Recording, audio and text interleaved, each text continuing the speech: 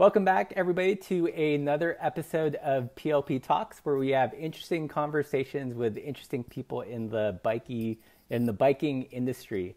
And if you're new to the series, we've had some awesome guests. We spoke with Nam Arya last week about gender and race and bike packing. We've spoken with Jay Peterberry about what it takes to be an endurance bike packing athlete. We've had Kurt Refsnyder on talking about bike packing roots, Sarah Swallow talking about life behind living the dream. So many awesome guests. So if you like content like this, you're definitely going to want to subscribe. And today we've got a guest that I've been looking forward to having on this series since I started it. And when I saw that she mentioned that their company was turning 10, I thought this is the perfect topic to talk about. So without further ado, we have Martina Brimmer from Swift Industries. Thanks, Martina, for joining us. Yeah, thanks for having me. I actually can't believe that I've joined that lineup of amazing guests. You've listed off so many people that I hold in super high regard. So yeah, it's really flattering. Thanks. Cool. So you guys are turning 10. That is amazing. First of all, I want to congratulate you, and Laura wanted to be here on this interview as well. So congratulations. Yeah, thanks. It feels like a huge achievement. Right. And, ever since you asked me to do this interview, I've been actually feeling pretty sentimental about our 10-year. I mean, it's sentimental in general. It's a pretty emotional milestone for me. Yeah. But also just like thinking back, you guys approached us probably 8 years ago to do our very first interview with you guys. And since then, we've done so much from like riding and photography and fly fishing together. Yeah. You guys have seen, you're like really kind of like you've witnessed the inner workings and the evolution of our company in a pretty amazing way. So I'm really excited about this interview. Yeah. So literally, like when we first met you guys, it was like 8 years ago. You were still working out of your living room, and we know this because we stayed in that living room. So going back a little bit, talking about the history of Swift, like at what point were you able to go full time? Like what was the factors involved that you said, okay, now is the time to go all in? Because I think at that time you were still teaching, right? Totally. Yeah.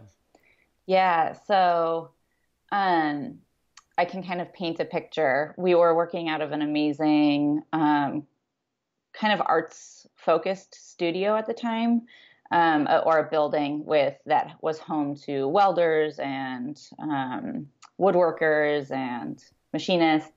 And we had Swift there, and it was growing quite a bit. We had 2 part-time employees, and I was still I believe not even getting paid by Swift and working a really awesome job as a high school teacher, which was part-time and pretty like that educational community was like really respectful that I also ran a business.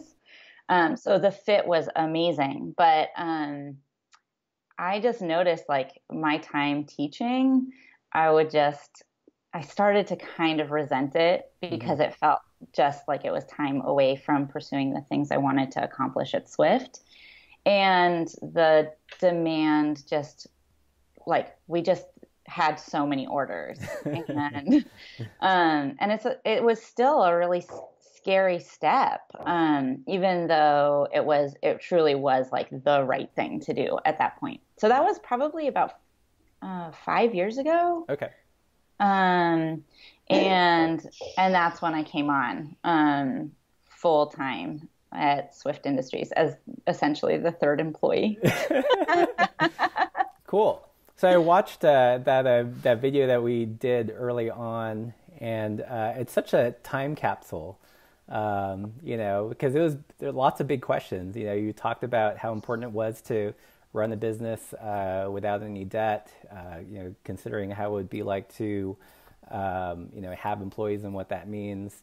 So looking back at that video, have you basically fulfilled what you kind of set out initially? Mostly? Well, I would say like the picture has changed a lot, and I feel really comfortable with that. so that feels really awesome, right? So our financial structure and model has changed a little bit. Though I think like in terms of conventional business, we still, I think like the key at this point, we do carry some debt now, Right. which feels mostly manageable. I think that because was like, I grew up in a really debt averse household, which I'm really grateful for. It's also meant that like coming into the world of growing business without debt, I'm like starting to understand where debt can be a tool for me, but I still have quite a bit of discomfort around it. So Right. that's kind of always going to be a process that I'm working through personally. Right. But what I still feel like, what still feels awesome to me is that our growth is still really organic and by demand. So, I mean, and it has to be, we're still so small. Right. But it's just to say that like we choose to grow when we feel like, I don't know, our customer base is growing and the demand is growing rather than growing for the sake of growth in and of itself, if that makes any sense. But, Yeah. Cool. Yeah. Yeah, totally. How do you think how has the indie bike bag landscape has changed since like when you guys started to now? Are there more people, less people? Yeah, such a good question. I think that there are different people. We saw, of course, the explosion of bike packing style bags come on, and so that's a really, really rich part of the independent makers community at this point. And not one that we actually feel terribly connected to. We love that it's happening and are so excited to watch small scale makers honing their craft. But we feel that we reside in a slightly different place. There's a lot of crossover, I guess, but yeah, it's interesting. So there's that, and we definitely are seeing more small makers coming on with randonneur bags and basket bags and stuff like that. So there's a little bit more in like what has been like kind of our areas of interest in design. And I think it's been also really, really cool to watch some of the companies that started off in their living rooms also grow similarly to Swift.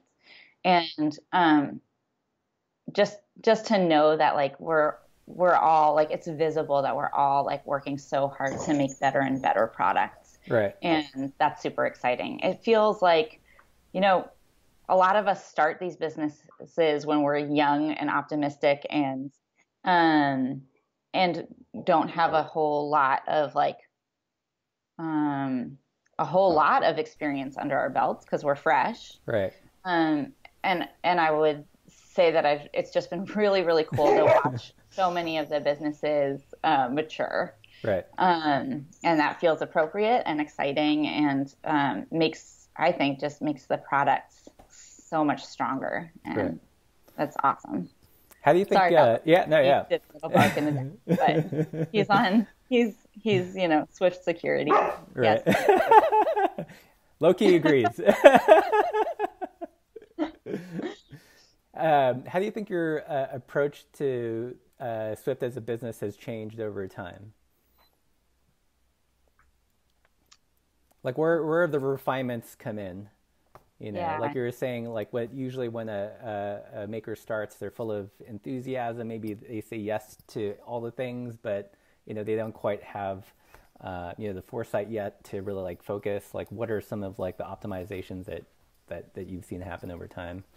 Yeah, I mean, I would say that there are things in kind of different categories. So the first would be product development and design. I think that we are getting better and better at making our products, and that is shown in like the materials that we use as well as the skills, like daily sewing skills. I like, no joke, I'm so proud of the quality that we deliver. I look at sewn goods from like off the shelves at REI all the way through Filson and other small companies that we admire. And our bags are truly on point with all of those companies, and sometimes even better. And we know that our product is expensive, and it's expensive because of our scale and where we make our product and how. So we understand that it's not, nobody's getting rich off of this company. It's not just frivolous expenses, but our loyalty to our customer means that we feel so much commitment to deliver on those prices. So I think that we're just like really driven to do so. So the quality of our product has changed a lot over the last 10 years, which we're really proud of. Right. So there's that. And then I would say that now I identify as a business owner, and I really see Swift as a long-term business. It's been 10 years, and we are so hopeful and excited that we've got at least 10 more years under our belt, right, or to come, yeah, rather. And then that actually changes the equation quite a bit for us. And this is where I really do start to sound like a lady in my mid-30s. But, I wasn't thinking about what it means to have retirement on this project when I started it at the ripe young age of 24, 25, right? So I think that now I'm starting to really think about how Swift is going to take care of us. A little bit less just like thinking, I don't know, we have put so much of our lives into this company and have committed like wholeheartedly to what we do. And I would love to get Swift to a place that it kind of reciprocates a little bit more. Right.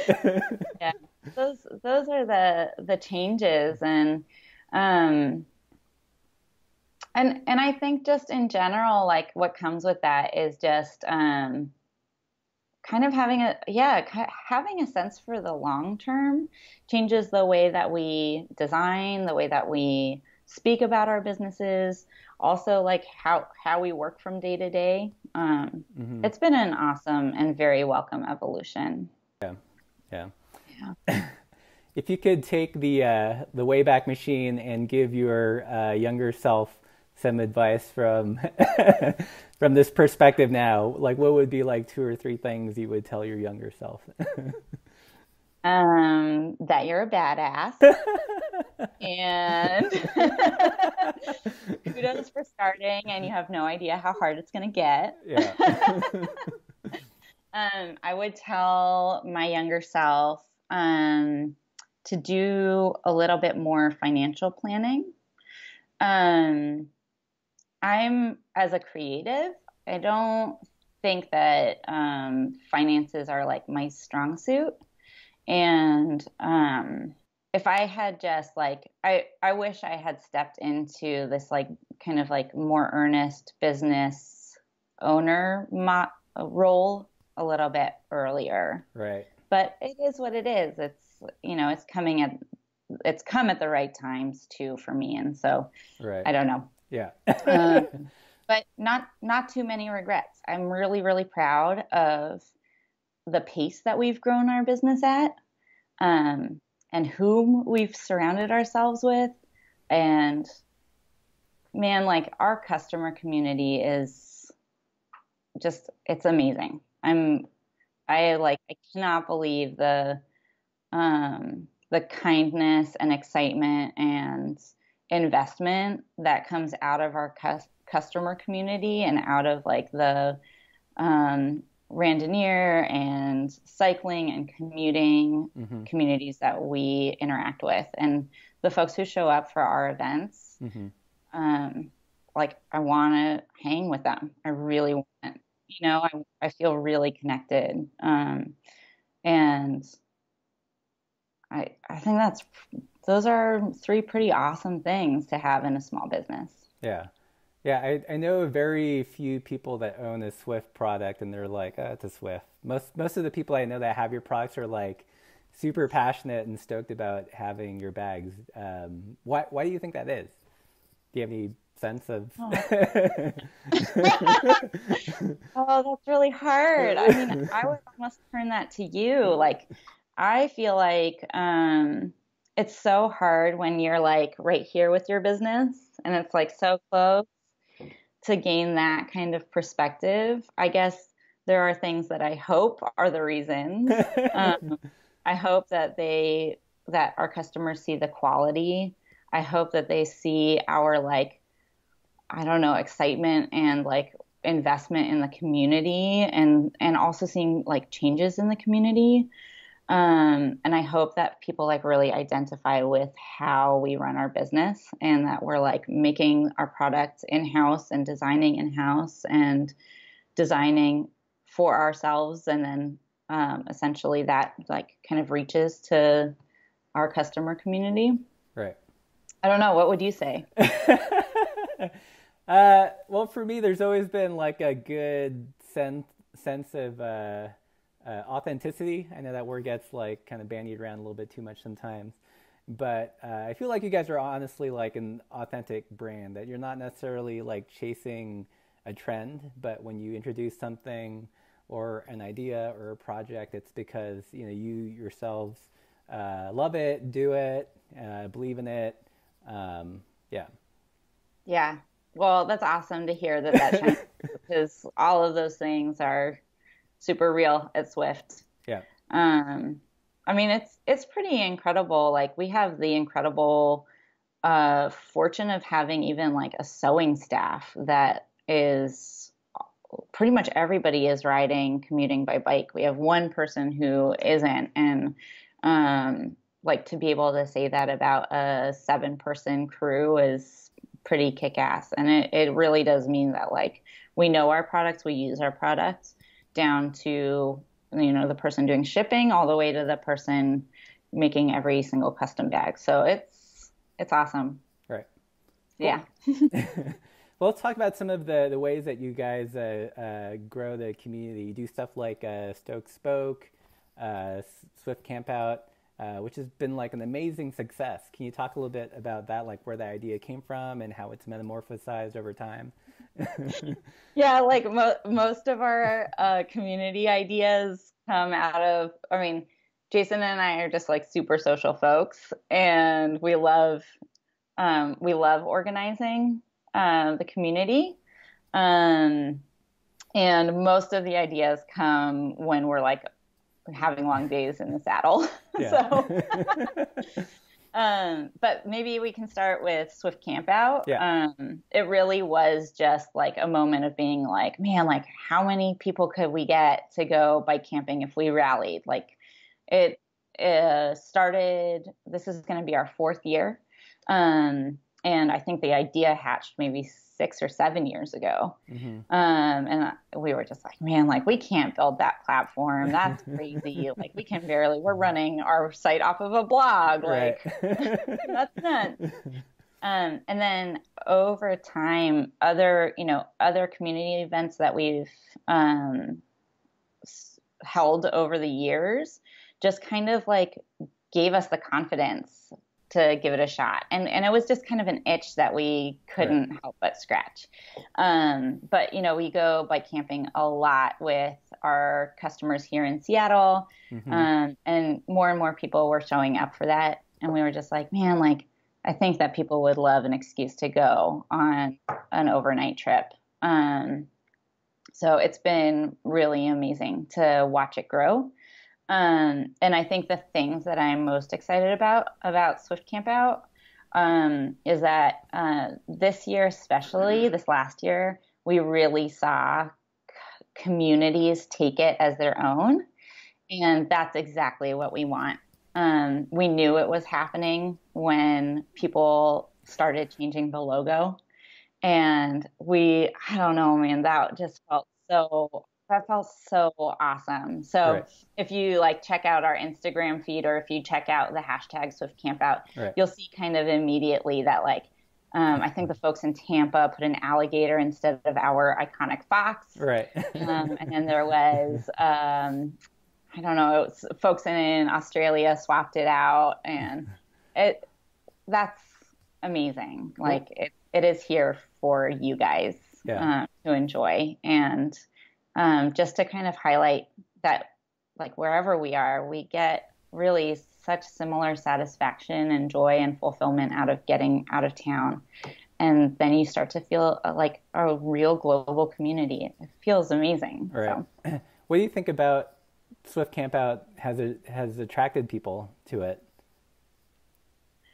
Well, maybe it is like that sense of community. We hope so. I mean, I always feel like I want to feel like I'm a part of something bigger, Right. and that's exciting for me, especially when like there are so many like kind of fundamental aspects of those communities that really resonate. We love to think, we hope that like the folks going out and who are attracted to bike camping are like, you know, really excited about alternative transportation, are environmentally minded, Right. like seek adventure, and want, you know, environmental conservation to be part of that equation. So it's just kind of an ode to those tenets. Right. And hopefully that's part of what attracts folks. Yeah. Well, I mean, one thing that like I really appreciate, you know, again, back to that word authentic. I mean, it feels like a real community driven event. You know, it's not like just to sell bags, you know. Oh It's yeah, like totally. yeah, like that, you know, that might be in some way like, you know, corollary benefit for the business, but at no point does it feel like, you know, you have to own a Swift bag to do this or be part of like that club or whatever, but it's very like open and accepting, and yeah. Yeah, totally. We really don't care what you're riding with. Yeah. Just go bike camping. It's like the passion that drives us. It doesn't matter what gear you have. Yeah. Cool. Let's talk a little bit about like your product development process. Someone had asked like, what's the timeline from like, oh, this is a good idea to it actually making the storefront? Do you have is there a window, or just kind of? It varies so much from product to product. We've been working on one product that we're hopefully launching in 2018 for our 10-year anniversary, basically for a year and a half. Oh, wow. And it's getting very close. And then other products come to the table within 2 months. And sometimes that has to do just with the complexity of it. And other times, mostly it has to do with how much is on our plates in like running the business and attending to other things aside from design. I wish that way more time was committed to design and development. There's so much that I want to learn about textiles and textile innovation. I think that as a small business, we're limited to certain equipment. And that can feel kind of frustrating, but I think it also opens up to a lot of creative thinking. And I wish that I had more time to commit to kind of the puzzling around both the designs and how to make them. Right. But yeah, so ultimately there's no rubric for the timing of design. We do know that like we don't rush a product to market. We feel really committed to our customers to wait until something's ready. Right. So cool. Let's see. Is there what's like your personal favorite product that you guys make? I know they're all your like, babies, but it's like having favorite students or something, or I don't know if this feels a little weird. Um, I mean, I think the sugar loaf is yeah, such a rad bag. yeah, I just think that it kind of sums up a whole lot of what happens at Swift. Aesthetically, it feels really on point. I think that we did such an amazing job with the shape and functionality of that bag. mm-hmm. Like I take pleasure using it every day. And I think that that means that we did something really, really good. Yeah. So that's been one of my favorites for sure. Yeah. And it just felt like there were awesome bags already on the market, but we saw some things that we felt we needed to change to make the like attachment better than we were seeing, or attachment and access at the same time better than what we saw on the market at the time. And I think we addressed those things really, really nicely, mm-hmm. and produced a bag that looks so quintessentially like a Swift Industries bag. Right. So that was a super fun project. I know one of the other, I opened up the floor for people to ask questions, and a lot of people lamented the disappearance of wax canvas. What was what was the decision making process to drop that as like a material? Yeah, such good questions. So, number one, we were having a lot of challenges with our supplier. It wasn't always ready for us. And that was a little bit, that wasn't so good for my heart rate. And we're a small buyer, so we don't carry a whole lot of purchasing power. Right. So at the time, it was a sourcing challenge. We were also really aware that the wax canvas was actually what was coming back with the most need for warranty. Interesting. And I think in talking and with more bag makers and more textile innovators over the last years, I think that there's a couple of reasons and couple of ways that we can mitigate that. But wear points, stress points were wearing out a lot faster than with synthetics. And at some point we were just like, for one, super disappointed if every time a warranty comes back, we take it really to heart. And we don't want our customers to be bummed out that their bag is deteriorating or wearing prematurely. And so we made a decision at some point when we were just like, man, like it doesn't feel awesome to send these bags out knowing that they're just not up to the same caliber as the synthetics that we're sending out. So those were some of the reasons, but I'm actually really hopeful that we can bring wax canvas back into the mix.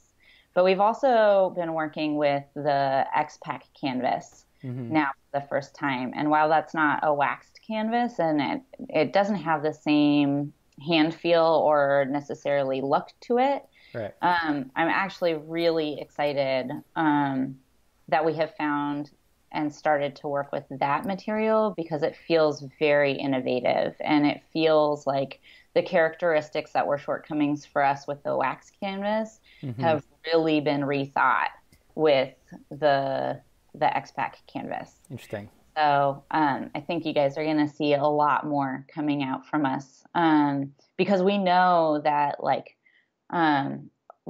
our customer community really leans aesthetically toward the traditional look of the canvas. Right. So we do want to bring that back to the table. Right. Cool. Yeah. Yeah. So someone else had asked, do you guys have any? You kind of touched on this a little bit, but any plans to go into frame bags, bike packing style bags, or is that just you identify that as not necessarily where you want to go with the business? Yeah. super good questions. I think that we're opening up to the idea of getting like into kind of the frame bag side of things. We'll see that where that takes us. We're not sure quite yet. Hmm. Um, but in terms of kind of like um, streamlined seat bags and stuff like that, um, we see companies and individuals doing that so beautifully and so well. And it's kind of just like another, I don't know, we've got other projects Yeah. Yeah, it seems like, at least from the outside, like, a good area of growth would be to go towards more like general outdoor kind of stuff rather than like such a specific niche. You nailed it, Russ. Yeah. And we are so excited about that. Hmm. Jason and I and everybody else at Swift, like we run, we fish, we hike a ton, um, and we feel really, really delightfully positioned as a company to start dabbling and playing with kind of more generalized outdoor stuff. Right. So we've got some projects in the works for this next year that feel really exciting. Cool. You guys have a great name for it. You haven't hold yourself into like Randonneuring Bike or Bags Inc. or something. No, totally. Good. I actually hadn't ever thought of that. That's good. I'm glad that you pointed that out. But Swift works, for like trail running, fast packing, all those things. Yeah. What do you think you're most proud of in terms of accomplishments with the company over the last 10 years? Oh, wow. I mean, I'm most astounded that we started with a sewing machine in a basement of a punk house, and now we run a like really professional, small-scale production studio. I I really can't believe what we've built. Um, so that is pretty awesome. I actually think that the thing I'm most proud of is the culture that we have around our company. Um, I just I just think that like again, the people that have been drawn to Swift and to our events are just like such good folks. And as a visible lady entrepreneur in this not very female focused industry, I'm also really, really proud to be inspiring other ladies to get out there. I think that like when we see ourselves more in the industries that we're approaching, as in like seeing more women involved in something, it becomes a lot more approachable. Hmm. And I think that I'm just really proud that we've managed to stay a really, really welcoming company and hope that we've inspired a lot of folks. Yeah, I remember seeing you were in a QuickBooks commercial. I was. Yeah. Really? That was crazy. Yeah, they found me. That was wild. Yeah. So you're a bit of like a spread sheet nerd, right? Yeah, I'm like honing that skill. Yeah. If I can think of it as a design problem, then I can jump into it. Yeah. What's does the business end of things excite you as much as like the creative end? Yes and no. I'm actually really excited how inclined I am to the business development side of this endeavor. I just wish that it took less of my time so that there were more time to do the creative stuff. But I think there was kind of like this latent aptitude towards the strategic planning that I just didn't know until we started to like really commit to scaling our business and growing it. And with that came like a need for more planning. And I love it. it is actually similar to like the puzzling that comes with design.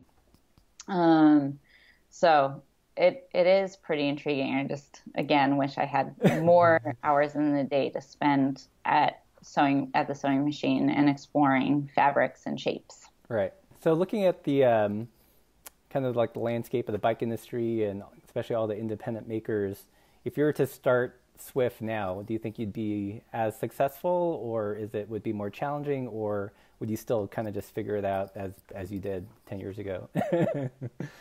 Yeah. Wow, that's a really tough one, Russ. I think we would be as successful, and I think we would do things differently to position ourselves for that success. Yeah.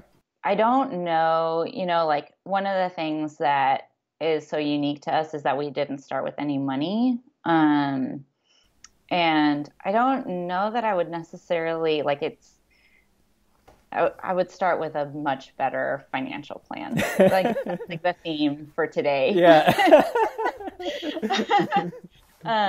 But I do think like I actually got to I was invited to do this amazing entrepreneurs program this last year. So I was in school while I was running Swift.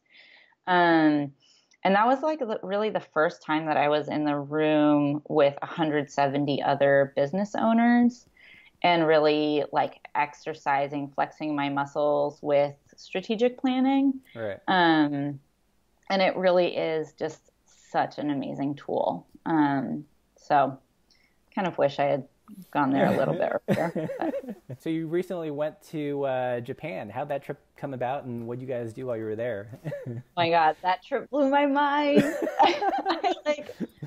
Wow, I'm still kind of just like in dreamland from that trip. So we work really closely with Blue Lug. They're our Japanese distributor, and we've been working with them for about 5 years now. And love that relationship so much. And at kind of different intervals over the course of the last 5 years, they've been like, whenever you want to come, just come. And we've always been like, I don't know, whatever. Just it has been really, didn't feel like the timing was right. And then this last year, we were like, hey, can we take you up on your invitation? And I had never been to Japan before. We got to Jason, Ilana and I got to go. Ilana is our production manager. So we basically got to go and do pop-up shops in a couple of different stores on the island. I think that where like our scale and our approach here in the US, that being like making things individually and in-house, that to me kind of rose out of something fairly counterculture in the US. And I had the impression that in Japan, it's not counterculture. A lot of people describe Japan as like the place where like tradition and modernism really intersect. And that was so visible and so exciting to me. It just felt like we didn't have to explain our product and our method. Right. And we felt really at home in that way in Japan. And then we got to go and ride on Mount Fuji and do an overnight. I don't know, man, it was so mind blowing and so beautiful. Yeah. And riding with the folks from Blue Lug was so super fun. So just wild to open up, the doors to our tarp in the morning with like this astounding view of that mountain. In a lot of ways, I can't believe that our company and our work has opened up those kinds of opportunities. I feel so lucky. Well, cool. So you're coming up to 10. Where do you see Swift going in the future, I guess? Yeah, I mean, I think we've nailed a lot of those questions in the interview, but in summary, we're really excited to continue slowly and steadily building this ship for the long haul. And and it feels exciting to like have that forethought and that kind of that resolution. Um, and I think you'll see like a little bit more diversity in our products coming out in the next little while here. Um, and still just like really working to hone design and materials and development stuff. Um, we've come so far, and we're like really excited about how far we still get to go with exactly like, I don't know, those things, those quality things. We, when we were a smaller company, we're always limited by scale, but every step that we grow a little bit more, it opens up more exposure and more possibility to just get better and better at what we're doing. Cool. Sweet. Yeah. Well, on that note, thank you, Martina, so much for being on PLP Talks. And if you guys like videos like this, don't forget to subscribe, hit that like button, share this video. And if you guys have suggestions for future guests, leave those in the comments below. And thank you again, Martina, for joining us today. Yeah, thanks everybody for tuning in. Thanks Russ for hosting. It's an awesome opportunity. Yeah. Yeah. So excited. Yeah, we'll talk soon. Okay. Okay, bye. Bye.